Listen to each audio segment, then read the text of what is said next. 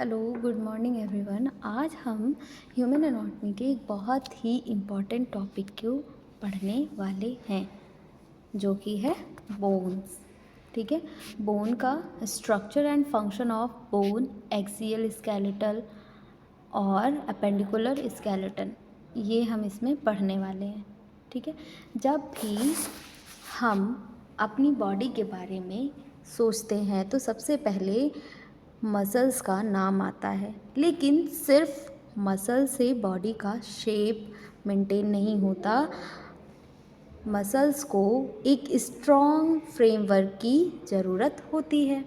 ठीक है, और ये फ्रेमवर्क बोन्स प्रोवाइड करती है। देखो, हम जब अपनी बॉडी के बारे में सोचते हैं तो हमें मसल्स याद आते हैं। ठीक है, मसल्स बहुत इम्पॉर्टेंट हमें लगते हैं, लेकिन मसल्स इम्पॉर्टेंट नहीं होते, उससे भी ज़्यादा इम्पॉर्टेंट होता है बोन्स। बोन्स क्या करती हैं? मसल्स को फ्रेमवर्क प्रोवाइड करती हैं। ठीक है, मसल्स को फ्रेमवर्क की ज़रूरत होती है और वो क्या करती हैं? फ्रेमवर्क प्रोवाइड करती हैं। अडल्ट ह्यूमन बॉडी में 206 बोन होती हैं। ठीक है, ये सभी बोन्स मिलकर स्केलेटल सिस्टम बनाती हैं। ठीक है, अडल्ट ह्यूमन बॉडी में कितनी बोन्स होती है? 206 बोन होती हैं, और ये सभी बोन्स मिलकर स्केलेटल सिस्टम को बनाती हैं। स्केलेटल सिस्टम हमारी बॉडी को सपोर्ट देता है। स्केलेटल सिस्टम क्या करता है? हमारी बॉडी को सपोर्ट देता है। इंटरनल ऑर्गन्स को प्रोटेक्ट करता है। क्या करता है? इंटरनल ऑर्गन्स को प्रोटेक्ट करता है। मूवमेंट में हेल्प करता है, मिनरल्स स्टोर करता है और ब्लड सेल्स बनाने का काम भी करता है। क्या करता है स्केलेटल सिस्टम?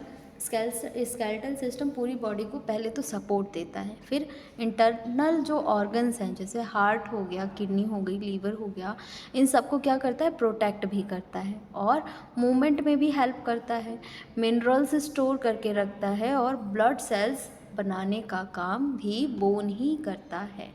ठीक है, तो आज की क्लास में हम यही पढ़ने वाले हैं कि बोन के structures, functional, axial, appendicular, skeletal system को ही आज हम इसमें स्टडी करेंगे। ठीक है,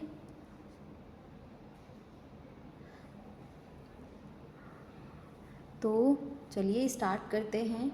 सबसे पहले हम एक टिपिकल लॉन्ग बोन की स्ट्रक्चर को समझते हैं। ठीक है, एक टिपिकल लॉन्ग बोन को समझा जाए ताकि हमें इस पे समझ में आए कैसे होता है। इसमें बोन में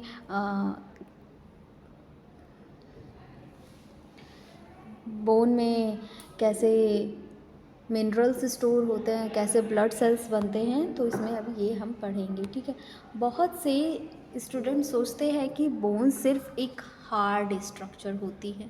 ठीक है, मैंने भी, जब मुझे भी एनाटॉमी पढ़ाई गई थी तो मैंने भी यही सोचा था, उसमें कोई भी ब्लड सेल्स नहीं बनते, कुछ भी उसमें नहीं बनता, उसमें कैसे मिनरल्स स्टोर होंगे, उसमें कैसे ब्लड बनेगा, हम नहीं जानते थे इसके बारे में। ठीक है, लेकिन जब हमने इसको पढ़ा, हमें पढ़ाया गया, तब हमें पता चला कि ये बोन एक लिविंग टिश्यू है। ठीक है, हमें पहले क्या लगता था? ये सिर्फ एक हार्ड स्ट्रक्चर है, लेकिन रियलिटी में बोन एक क्या है? लिविंग टिश्यू है। इसके अंदर blood vessels, nerves, connective tissue और बोन सेल्स प्रेजेंट होती हैं। इसके अंदर क्या क्या होती हैं? ब्लड वेसल्स होती हैं, नर्व्स होती हैं, कनेक्टिव टिश्यूज़ होते हैं और बोन सेल्स प्रेजेंट होते हैं। अब हम इसके पार्ट्स को एक एक करके समझते हैं। ठीक है, जैसे इसमें फर्स्ट पार्ट क्या दिया हुआ है? Articular cartilage. आर्टिकुलर कार्टिलेज में दिया हुआ है लॉन्ग बोन के दो एंड पर एक स्मूथ कवरिंग होती है। लॉन्ग बोन के दोनों एंड्स पर एक स्मूथ कवरिंग होती है, जिसे आर्टिकुलर कार्टिलेज कहते हैं। अब इसका फंक्शन क्या है?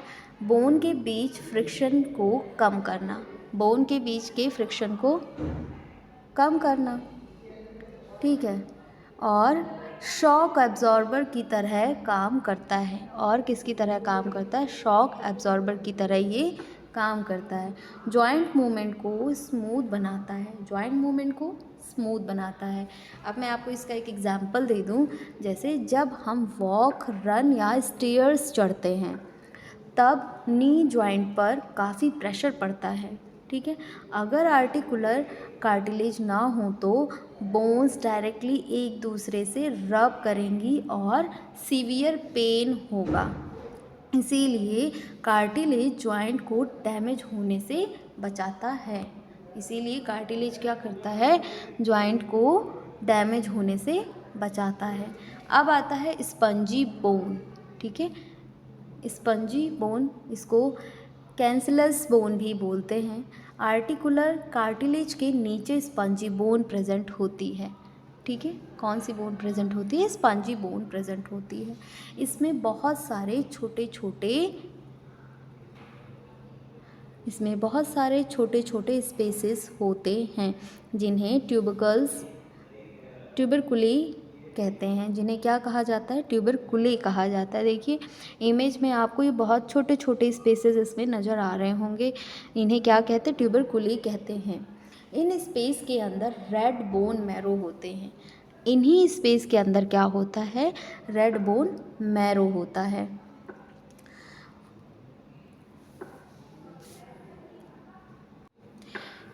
इन्हीं स्पेस के अंदर रेड बोन मैरो होता है और इसका फंक्शन क्या है, ब्लड सेल बनाता है, बोन का वेट कम रखता है और बोन को लाइट वेट और स्ट्रॉन्ग बनाता है। बोन को लाइट वेट और स्ट्रॉन्ग बनाता है। अगर बोन कम्प्लीटली कॉम्पैक्ट होती तो बॉडी का वेट बहुत ज़्यादा होता है, ठीक है। अगर बोन कम्प्लीटली कॉम्पैक्ट होती तो बॉडी का वेट बहुत ज़्यादा हो जाता, ठीक है। अब आते हैं कॉम्पैक्ट बोन पे, कॉर्टिकल बोन भी इसे कहा जाता है।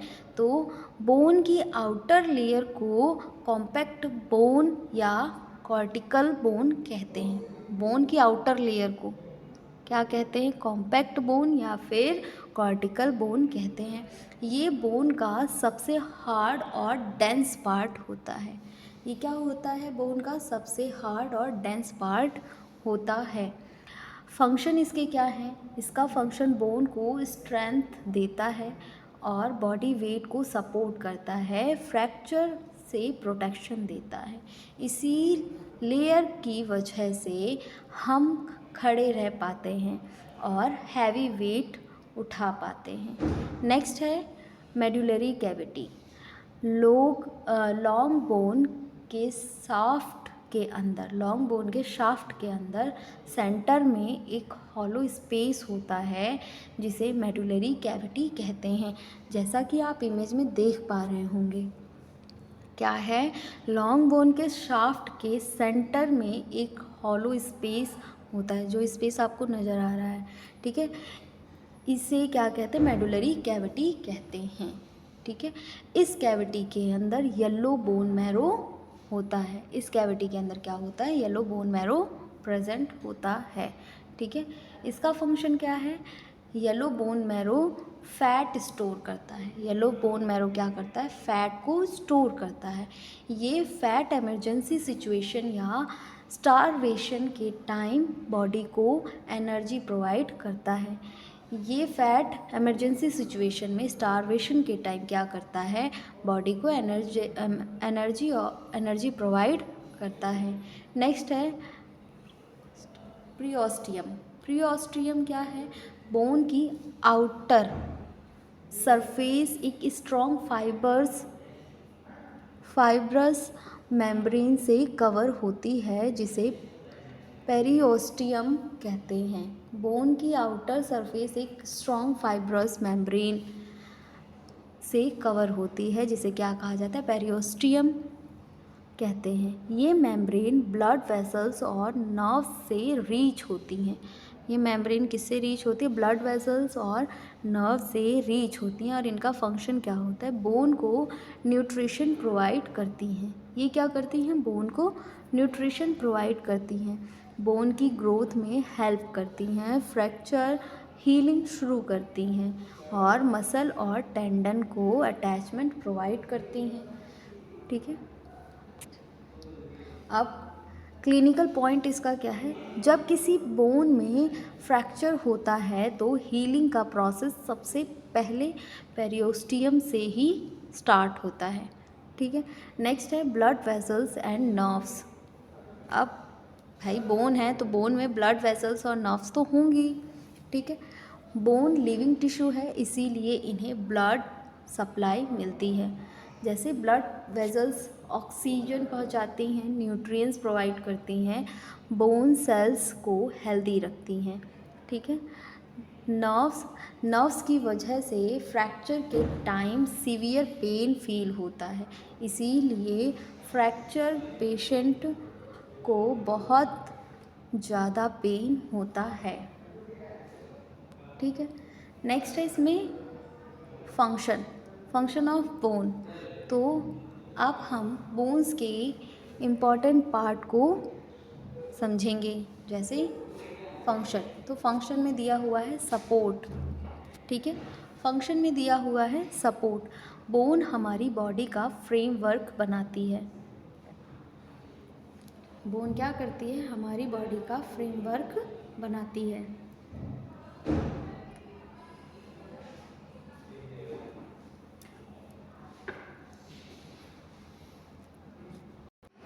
बोन हमारी बॉडी का फ्रेमवर्क बनाती है। अगर बोन ना होती तो बॉडी बिल्कुल सॉफ्ट टिश्यू की तरह कोलैप्स हो जाती। जैसे हैंगर के बिना शर्ट पहनना शेप मेंटेन नहीं कर सकती, ठीक है। सॉरी, हैंगर के बिना शर्ट अपना शेप मेंटेन नहीं कर सकती, वैसे ही बोन के बिना बॉडी अपना शेप मेंटेन नहीं कर सकता। अगर बोन्स नहीं होंगी तो हमारे फिंगर्स का कोई शेप नहीं होगा, हमारे फेस का कोई शेप नहीं होगा, हमारे लेग का कोई शेप नहीं होगा, हमारी ओवरऑल पूरी बॉडी का कोई भी शेप नहीं होगा, ठीक। नेक्स्ट है प्रोटेक्शन में दिया हुआ है बोन्स बॉडी के डेलिकेट ऑर्गन्स को प्रोटेक्ट करती है। बोन्स क्या करती है, बॉडी के डेलिकेट ऑर्गन्स को प्रोटेक्ट करती है। जैसे स्कल किसको प्रोटेक्ट कर रहा है, ब्रेन को प्रोटेक्ट करता है। वर्टिब्रल कॉलम किसको प्रोटेक्ट करता है, स्पाइनल कॉर्ड को प्रोटेक्ट करता है। रिब केज हार्ट और लंग्स को प्रोटेक्ट करते हैं। पेल्विस यूरिनरी और रिप्रोडक्टिव ऑर्गन को प्रोटेक्ट करता है, इसीलिए स्केलेटन को बॉडी का प्रोटेक्टिव फ्रेमवर्क भी कहा जाता है। इसीलिए क्या कहा जाता है, स्केलेटन को बॉडी का प्रोटेक्टिव फ्रेमवर्क भी कहा जाता है। नेक्स्ट आता है अपना मूवमेंट में क्या होता है, बोन्स मूवमेंट प्रोड्यूस करते हैं, मसल्स की हेल्प करती हैं, ठीक है। मसल्स क्या करती हैं, मसल भी हेल्प करती हैं। बोन्स लीवर्स की तरह काम करती हैं।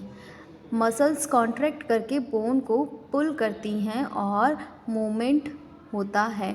एग्जाम्पल, जब बाइसेप मसल कॉन्ट्रैक्ट करती है तो फोर आर्म बेंड होता है। अगर बोन्स ना होती तो मसल मूवमेंट प्रोड्यूस ही नहीं कर पाती। अगर बोन्स ना होती तो मसल मूवमेंट प्रोड्यूस ही नहीं कर पाती। नेक्स्ट है मिनरल स्टोरेज में बोन्स बॉडी का मिनरल बैंक होती है, ठीक है। बोन्स बॉडी का मिनरल बैंक होती है, ये मिनरल्स स्टोर करती है।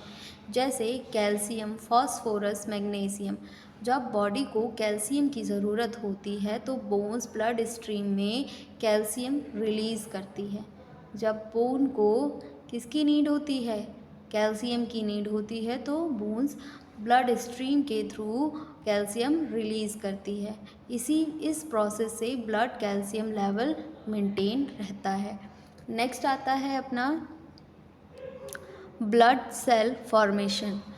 रेड बोन मैरो के अंदर ब्लड सेल बनते हैं, ठीक है। रेड बोन मैरो के अंदर क्या बनते हैं, ब्लड सेल्स बनते हैं। इस प्रोसेस को हीमोपोइसिस कहते हैं। इस प्रोसेस को क्या कहते हैं, हीमोपोइसिस कहते हैं। यहाँ से बनते हैं, हीमोपोइसिस से बनते हैं रेड ब्लड सेल, आरबीसीज, डब्ल्यूबीसीज और प्लेटलेट्स। इम्पॉर्टेंस इसका क्या है, आरबीसीज और ऑक्सीजन ट्रांसपोर्ट करती हैं, डब्ल्यूबीसीज इन्फेक्शन से बॉडी को प्रिवेंट करती हैं, और प्लेटलेट्स क्या करती हैं, ब्लड क्लॉटिंग में हेल्प करती हैं। अब आता है fat storage. Yellow bone marrow triglyceride या फैट स्टोर करती हैं। येलो बोन मैरो क्या करती हैं, ट्राइग्लिसराइड या फैट को स्टोर करती हैं। ये स्टोर्ड फैट इमरजेंसी या स्टारवेशन के टाइम बॉडी को एनर्जी प्रोवाइड करता है। नेक्स्ट है endocrine endocrine function. Endocrine function इसका क्या है, ये yellow bone marrow triglyceride endocrine function इसका है, एक मिनट क्लास।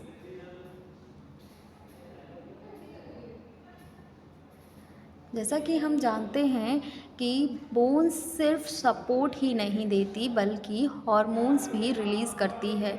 सबसे इम्पॉर्टेंट हार्मोन है इसमें ऑस्टियोकैल्सिन और इसका फंक्शन क्या है,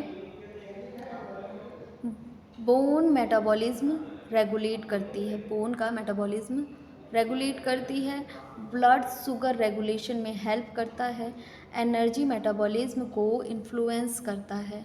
इसीलिए बोन को एक एंडोक्राइन ऑर्गन भी माना जाता है। ठीक है,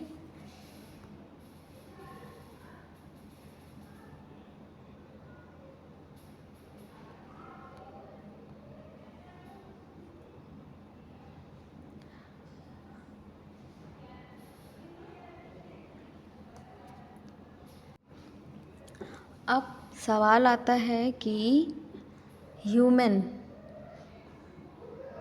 बॉडी की 206 बोन्स को किस बेसिस पर डिवाइड किया गया है। तो ह्यूमन स्केलेटन को दो मेजर पार्ट में डिवाइड किया गया है, एक है एक्सियल स्केलेटन और एक है अपेंडिकुलर स्केलेटन। तो ये डिवीज़न बॉडी के लोकेशन और फंक्शन के बेसिस पर किया गया है। एक्सियल स्केलेटन बॉडी का सेंट्रल एक्सिस बनाता है और सपोर्ट और प्रोटेक्शन प्रोवाइड करता है। अपेंडिकुलर स्केलेटन बॉडी के ऊपर और लोअर लिम्ब बनाता है और मूवमेंट में हेल्प करता है। ठीक है, अब इन दोनों को हम एक एक करके डिटेल में पढ़ेंगे। पहला है हमारा एक्सियल स्केलेटन। एक्सियल स्केलेटन है, सबसे पहले बात करेंगे एक्सियल स्केलेटन की। तो एक्सियल स्केलेटन बॉडी का सेंट्रल फ्रेमवर्क होता है। क्या होता है, सेंट्रल फ्रेमवर्क होता है। ये बॉडी को सपोर्ट देता है और सबसे इम्पॉर्टेंट ऑर्गन को प्रोटेक्ट करता है। एक्सियल स्केलेटन में 80 बोन्स होते हैं। एक्सियल स्केलेटल बोन में कितने होते हैं, 80 बोन्स होते हैं। इसके 3 मेजर पार्ट्स हैं, स्कल, वर्टिब्रल कॉलम और थोरेसिक केज। ठीक है, स्कल पहला क्या है, स्कल। तो स्कल हेड का बोनी फ्रेमवर्क होता है। स्कल क्या होता है, हेड का बोनी फ्रेमवर्क होता है। एडल्ट स्कल में 22 बोन्स होती हैं। ये दो ग्रुप्स में डिवाइड होती हैं। क्रेनियल बोन्स में 8 बोन्स होती हैं। ये बोन्स ब्रेन को सराउंड और प्रोटेक्ट करती हैं। ये बोन्स क्या करती हैं, ब्रेन को सराउंड और प्रोटेक्ट करती हैं। इनका मेन फंक्शन ब्रेन को इंजरी से बचाना होता है। फेशियल बोन में 14 बोन्स होती हैं। ये फेस का शेप बनाती हैं। इनसे आइज़, नोज़ और माउथ की स्ट्रक्चर बनती है। नेक्स्ट है फंक्शन ऑफ स्कल। इसमें क्या होता है, ब्रेन को प्रोटेक्ट करता है, फेस को शेप देता है, सेंस ऑर्गन को सपोर्ट देता है, चूइंग और स्पीकिंग में हेल्प करता है। ठीक है, तो ये हमारा स्कल बोन है। हम स्कल बोन में कौन कौन सी बोन आती हैं ये भी पढ़ेंगे। ठीक है, और वर्टिब्रल कॉलम में, रिब केज में कितनी बोन्स होती हैं, इन सबको हम पढ़ेंगे।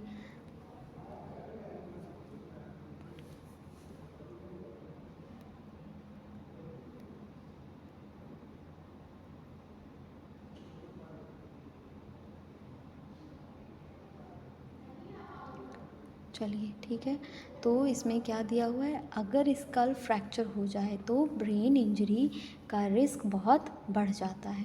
ठीक, इसीलिए हेड इंजरी को इमरजेंसी माना जाता है। नेक्स्ट है वर्टिब्रल कॉलम। वर्टिब्रल कॉलम को बैकबोन या स्पाइन भी कहा जाता है। ये बॉडी का मेन सपोर्टिंग पिलर होता है। एडल्ट में टोटल 33 वर्टिब्रे डेवलप होती हैं। कितनी होती हैं? 33 वर्टिब्रे होती हैं। 7 cervical 12 thoracic 5 lumbar 5 sacral fused होती हैं। 4 कॉक्सियल, ये भी 4 कॉक्सियल जो हैं ये भी फ्यूज्ड होती हैं। एडल्ट स्केलेटन में फ्यूज्ड होने के बाद कॉमनली 26 बोन काउंट की जाती हैं और इनका फंक्शन स्पाइनल कॉर्ड को प्रोटेक्ट करना और बॉडी को सपोर्ट देना और स्टैंडिंग पोस्चर मेंटेन करना और ट्रंक मूवमेंट में हेल्प करना। ठीक है, नेक्स्ट है थोरेसिक केज।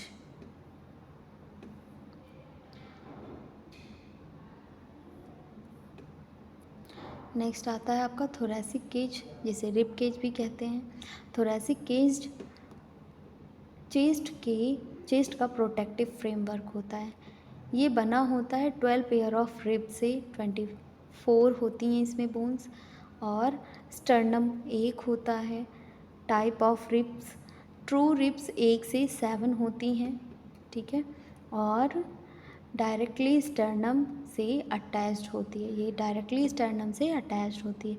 फॉल्स रिब 8 से 10 पेयर की होती हैं, इनडायरेक्टली स्टर्नम से अटैच्ड होती हैं। रिब फ्लोटिंग रिब 11 और 12, जो 11 और 12 वाली पेयर्स हैं ये फ्लोटिंग रिब होती हैं। इनका इंटीरियर अटैचमेंट नहीं होता और इनका फंक्शन क्या है, हार्ट को प्रोटेक्ट करता है और लंग्स को प्रोटेक्ट करता है, ब्रीदिंग में हेल्प करता है, ब्रीदिंग में हेल्प करता है और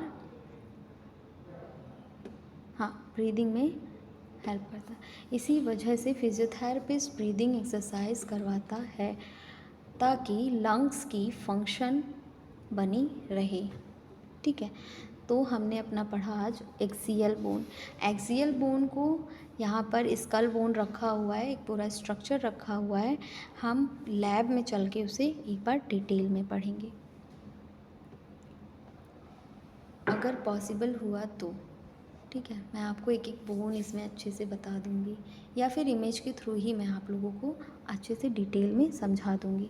ठीक है, तो हम नेक्स्ट क्लास में अपने अपेंडिकुलर स्केलेटल सिस्टम को स्टडी करेंगे। ठीक है,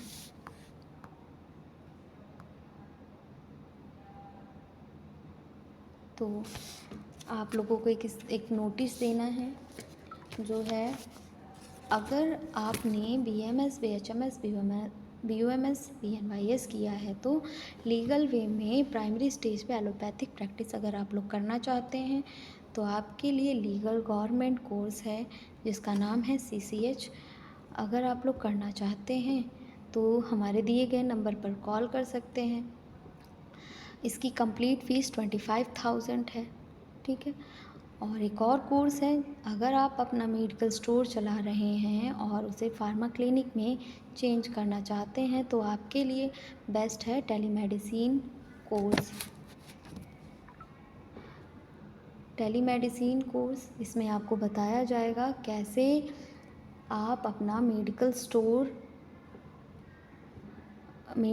को कॉरपोरेट मेडिकल स्टोर से बेहतर कर सकते हैं और एक हेल्थ केयर सिस्टम का इकोसिस्टम हाँ, हेल्थ केयर का इकोसिस्टम डेवलपमेंट कर सकते हैं।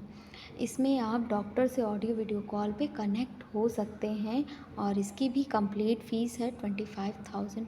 अगर आप लोग क्लास इंटरेस्टेड हैं, ठीक है, आप में से कोई भी बच्चा इंटरेस्टेड है तो वीडियो पे दिए गए नंबर पे आप लोग कॉल करके इंक्वायरी कर सकते हैं। आप अपनी क्वेरीज़ को पूछ सकते हैं कि क्या कैसा कॉलेज होगा, क्या पढ़ाई होगी, क्या सब्जेक्ट होगा, ये सब आप लोग पूछ सकते हैं। ठीक है, फ़िलहाल आज हम अपनी क्लास यहीं पर एंड करते हैं। Thank you class.